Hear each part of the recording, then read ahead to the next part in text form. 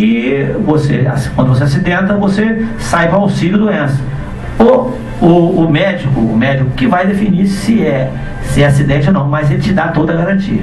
Entendeu? Você fica garantido. Então terá uma pensão por aquele período. Você não perde. É o famoso encostar. Isso, poderá ficar até encostado você no não período. perde. Então, realmente, são todas situações, tudo que nós pudermos divulgar, tirar dúvida, pesquisar, que a intenção nossa é fazer o trabalhador se inscrever num projeto sabendo o que ele vai enfrentar no futuro.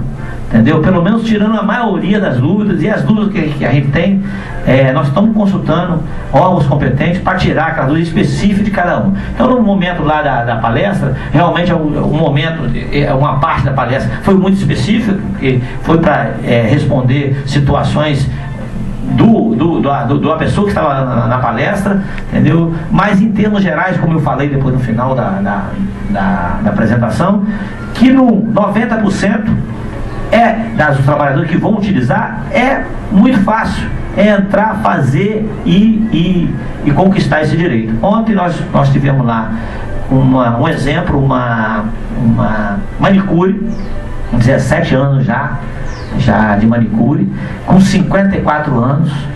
Ela teve aqui, ela participou do programa nosso, esqueci o nome dela agora, tá nos ouvindo. Ela teve lá, eu estive a curtir, te ouvi, participei da sua apresentação lá, entrei no ar ao vivo. Então ela tem um caso dela, 17 anos, 54 anos, se ela pode escrever no meio. Aí pode, mas mesmo assim nós ligamos para o INSS, pode, ela tem que fazer. Ela já contribui, né?